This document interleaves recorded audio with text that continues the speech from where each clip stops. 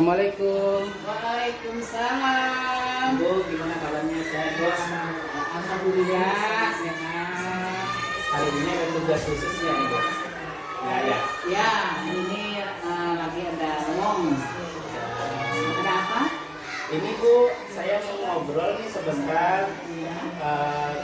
Mau menanyakan kepada Ibu tentang pengalaman Ibu nih dalam menyelesaikan kasus-kasus dilema etika gitu ya, atau bujukan moral yang ada di sekolah ini.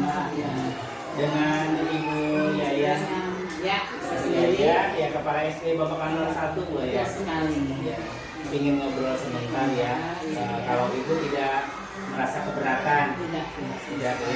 Sebentar saja Bu, saya ingin menanyakan beberapa hal terkait dengan cara atau pengambilan keputusan yang sering Ibu lakukan.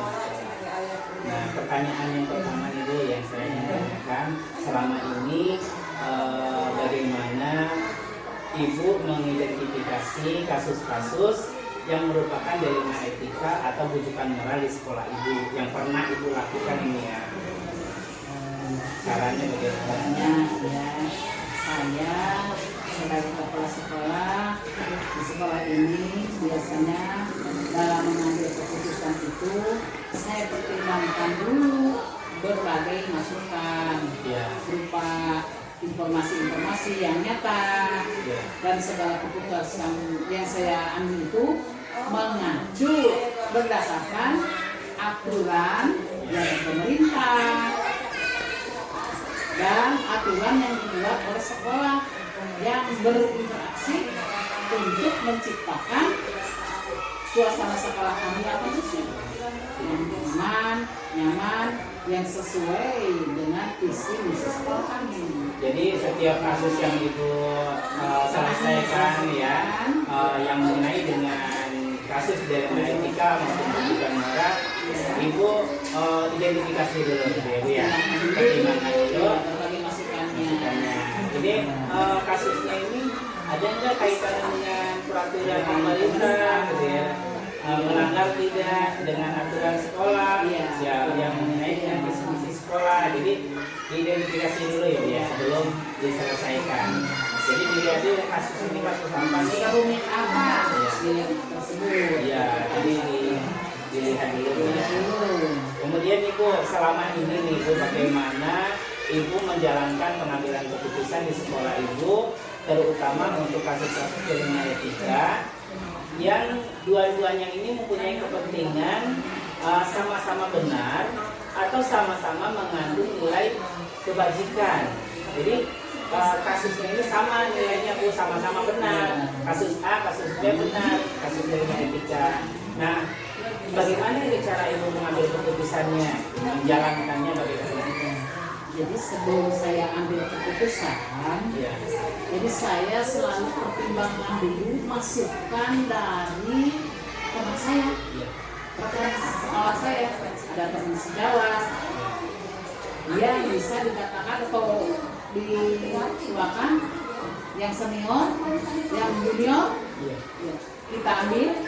Yang junior, kalaupun mereka junior, kalau memang dianggap mempunyai talenta yang lebih tinggi, kita ambil keputusannya. Yang apalagi yang senior, kalau memang senior juga yang mempunyai ego tinggi, tidak semua sekolah itu mempunyai wataknya yang sama, tidak berbeda-beda, si A-nya begini, si A-nya. Tapi tetap saya sebagai kepala sekolah, saya ambil pendapatnya gitu ya. Pendapatnya. Tetap ada kesempatan gitu ya. Terus kita sebagai kepala sekolah menunjuk untuk membantu tugas sekolah. Ada kondisi tertentu yang saya tidak bisa pecahkan suatu masalah itu. Yang tadi saya katakan, jadi meminta pendapat. Kalaupun teman sejawat kami senior, kalau memang dia katakan juga tadi yang sudah menentukan yang bagus dari yang muda, maka yang muda yang kalau mereka masih muda, tapi kan untuk tidak bisa apa-apa.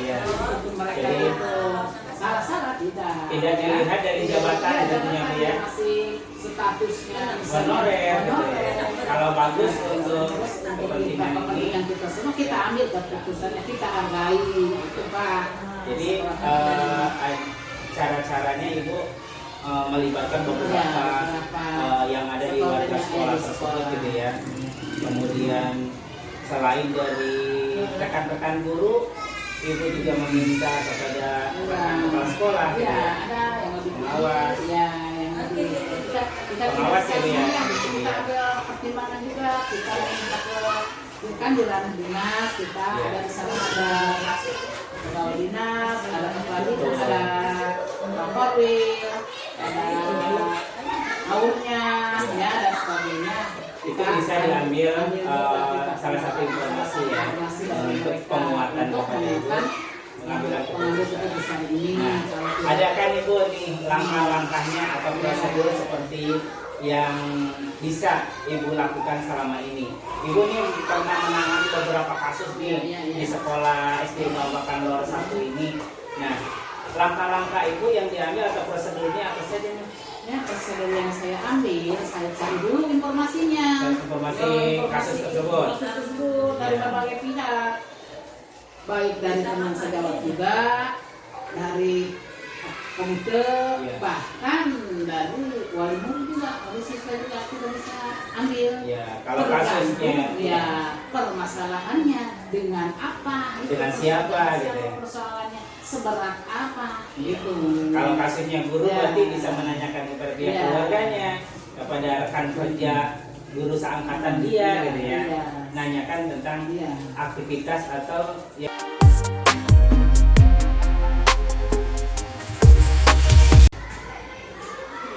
Assalamualaikum. Waalaikumsalam Gimana warahmatullahi Ibu? wabarakatuh. Kabarnya Bu? Alhamdulillah Sehat. Hari ini punya kegiatan Bu untuk aktivitas Ibu? Tidak. Nggak ada ya? Ya. Ada nggak Bu waktu untuk ngobrol sebentar? Ada. Ya, saya punya tugas nih Bu untuk ngobrol dengan Ibu selaku kepala sekolah, Iya. dengan Ibu Amria, Iya. kepala SD Babakan Lor Dua. 2 ya. Iya. Ya. Nah, baik Bu, saya akan menanyakan nih kepada Ibu keterkaitan ada beberapa hal tentang pengambilan keputusan Iya. dilema etika maupun buktikan moral yang pernah Ibu alami di sekolah di SD Babakan Lor 2 ini ya. Nah, pertanyaannya ada beberapa pertanyaan. Yang pertama Ibu pertanyaan tentang selama ini bagaimana Ibu mengidentifikasi bahwa kasus ini masuk ke dilema etika atau buktikan moral gitu. Di sekolah Di saya. sekolah Ibu ya. Pertama-tama saya identifikasi masalah dulu. Misalnya diidentifikasi dulu ya. Identifikasi masalah. Terus yang kedua tujuan. Iya. Tujuan. Tujuan kasus ini kemana ya arahnya gitu ya? Yang ketiga membuat keputusan Buat keputusan. yang efektif. Efektif. Jadi dilihat dulu nih arahnya kemana. Iya, iya maksudnya ke Melanggar aturan apa tidak gitu Bu ya. kita apa yang Penyebaran moral gitu kasusnya. Baru diselesaikan oleh Ibu baru diselesaikan setelah diidentifikasi tersebut. Jadi nggak sekama-kama ayo kita selesaikan gitu. Dilihat dulu ya. Lihat dulu diidentifikasi permasalahan itu masuknya ke kasus mana gitu ya. Masuk ke dilema etika atau kebutuhan moral. Gitu. Tapi dua-dua kasus ini pernah ya Bu ya dialami oleh Ibu ya. pernah ada. Pernah semua dua-duanya juga ada gitu ya. Dilema etika ada, kebutuhan moral ada gitu ya. Nah Bu, selanjutnya nih Bu ya, selama ini bagaimana Ibu sebagai kepala sekolah menjalankan atau mengambil salah satu keputusan dengan kasus-kasus yang dimana kasus tersebut dua-duanya ini mempunyai kepentingan sama-sama benar, nggak ada yang salah sih. Ibu ngambil keputusan A, B ini tidak ada yang salah, semuanya benar gitu ya, atau mempunyai nilai kebajikan gitu ya, yang sama gitu ya, nilai kebajikannya sama. Nah, tentunya ini kan menjadi pertimbangan Ibu juga gitu ya. Ya. Nah, pertanyaannya bagaimana cara Ibu mengambil keputusan menyelesaikan kasus yang dilema etika ini yang sama-sama benar gitu ya. Oh ya baiklah. Saya pertama-tama ngobrol sama satu teman, teman dulu gitu ya. Yang kita percayai Yang bahwa dia percaya. bisa menyelesaikan permasalahan. Yang pertama. Setelah ibu dapat tadi, setelah identifikasi, kemudian ibu baru menanyakan gitu ya, kalau pendapat ibu begini gitu ya kepada Iya, ada salah satu yang terus ibu lanjut gimana? pada salah satu guru Salah yang satu guru bisa di saya sekolah ibu ya. percayai gitu Iya. ya. Terus ngobrol sama dia bagaimana tindakan kita selanjutnya Iya. tentang masalah ini. Iya, Gitu. betul. Terus setelah itu dia bilang ngobrol gitu diskusi. Setelah itu dia gini aja Bu cara keputusannya. Terus saling mendukung gitu Saling keputusan mendukung. dia sama keputusan saya. Setelah itu baru tindakan masuk kepada masalah gitu Masalah ya. tersebut gitu ya. Masalah. Terus ditanyain, diobrolin gitu orang Diobrolin, tersebut iya. bahwa apa tuh perbuatan yang itu tidak baik. Iya. Seperti itu ibu sudah dinilai sama saya bahwa penilaian itu sudah baik, tetapi jangan terpengaruh oleh lingkungan yang tidak baik Yang gitu. tidak baik. Yang termasuk kepada Etika D5 etika atau begitu. Iya. Nah itu sangat mempengaruhi sekali Bu ya. Nah ibu ini langkah-langkah ibu dalam pengambilan keputusan ini ya, punya prosedurnya atau langkah-langkah yang sering ibu ambil itu diantaranya apa dulu nih gitu. Biasanya yang ibu lakukan itu apa dulu? Itu prosedurnya melihat kasus. Lihat kasus. Terus setelah itu Diobrolkan dengan orang yang dipercaya oleh ibu gitu ya. Dengan guru ibu diselesaikan juga sama-sama. Boleh meminta Langkahnya minta pendapat kepada ada guru. yang lain selain Guru yang ibu percaya. Dengan operator sekolah dalam hal ini gitu ya. Iya. Sering ibu tanya. sering Dan itu gimana sih karakter orang tersebut, oh iya itu nanyain karakter sih. gimana di rumahnya gitu Rumahnya kan, seperti apa. tindakan kita selanjutnya. Bila perlu ke keluarganya juga kali ya Bu ya. Iya. Kalau ke atasan ibu koordinasi kali ya Bu ya. Belum. Jadi diselesaikan dulu di sekolah ya. Kecuali permasalahan yang tidak kita bisa selesaikan, Baru baru kita meminta bantuan gitu. Prosedurnya seperti itu gitu ya. Yang langkah-langkah yang ibu ambil itu menyelesaikan di ranah sekolah dulu gitu ya, di ranah sekolah dengan cara ngobrol kepada orang kepercayaan ibu gitu, karena di SD itu nggak ada wakasek gitu ya, jadi adanya di senior Bu ya. Senior itu kan tekan dulu gitu. Nah Bu, dalam pengambilan keputusan itu ya Bu, ada hal-hal apa saja nih Bu yang selama ini yang efektif ya, yang dianggap sudah efektif oleh ibu menangani tentang kasus Elena ini? Ada nggak nih Bu, misalkan ibu nih menyelesaikan sebuah kasus, kemudian dianggap oleh ibu kasus ini sudah efektif saya lakukan gitu, saya ambil keputusannya? Iya. Ada. Ada. Yang dianggap sama ibu yang efektif itu seperti apa? Lihat dari hasil. Oh dari hasil yang setelah sudah tindakan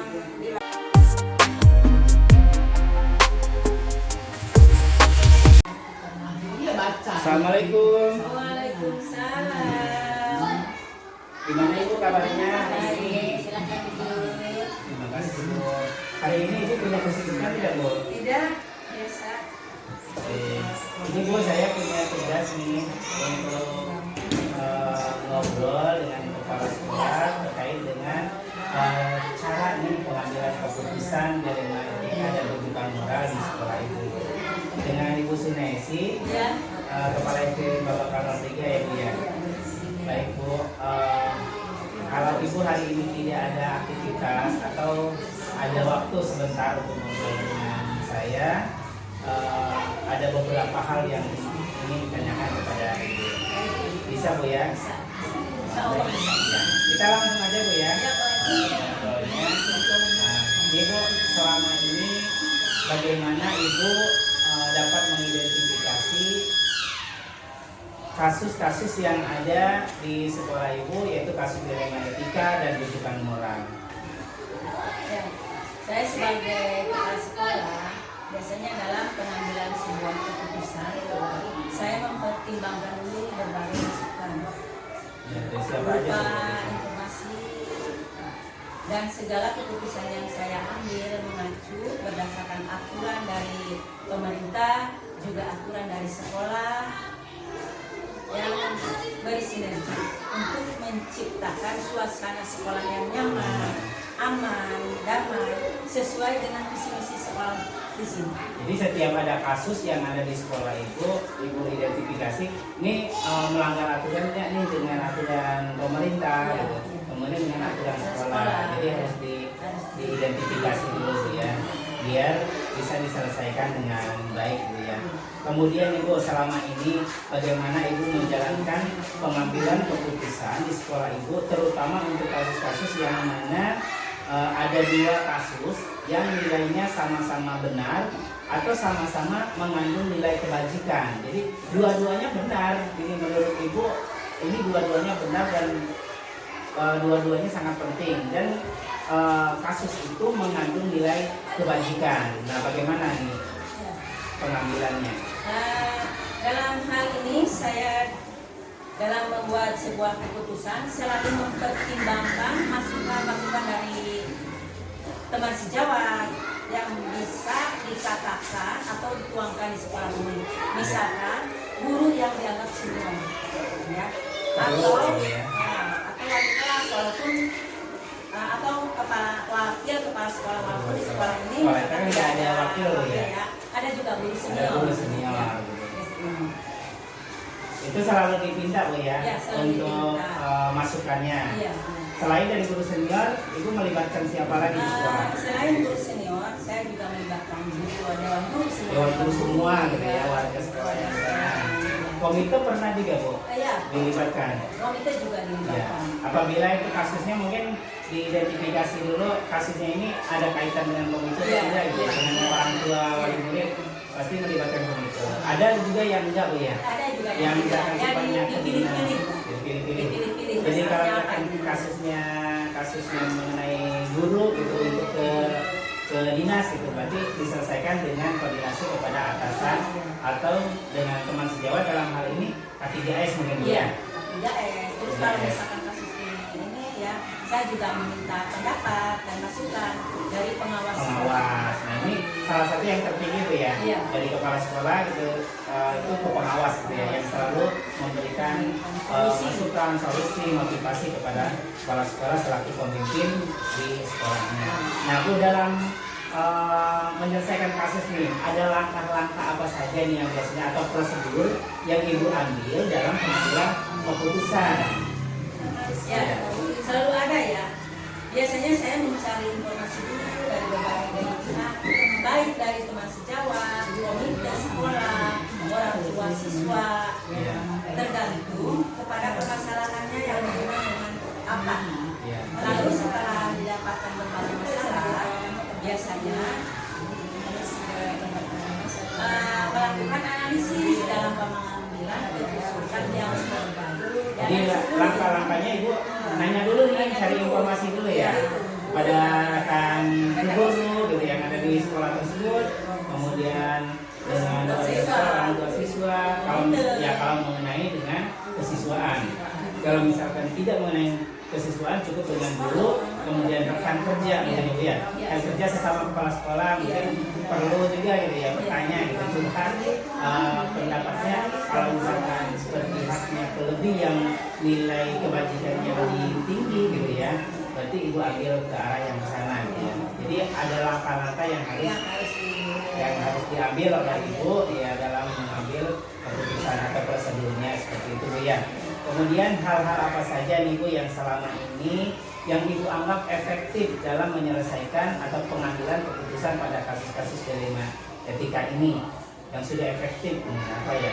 Sebuah keputusan yang diambil biasanya saya anggap efektif bila masalah yang diselesaikan bisa berjalan secara objektif, tidak memihak ke salah satu dan dapat diselesaikan secara bijaksana tanpa menyinggung perasaan tanpa menyakiti perasaan yang lain, ya, baik itu guru dengan teman sejawat ataupun guru dengan orang tua siswa dan juga guru dengan siswa itu sendiri. Jadi keputusan yang diambil ibu itu tentunya bisa dianggap itu efektif apabila keputusan itu dapat diselesaikan oleh ibu dengan berbagai informasi pertimbangan yang tidak memihak kepada oh ini mah saudara saya gitu atau ini misalkan anak guru. Jadi gitu. tidak ada istilah anak emas. Tidak ada anak emas Ya. gitu. Semuanya itu Semuanya diperlakukan sama gitu sesuai dengan peraturan. Kalau misalkan melihat ke peraturan pemerintah, kemudian peraturan sekolah, jadi dua peraturan ini harus bersanding gitu ya. Jadi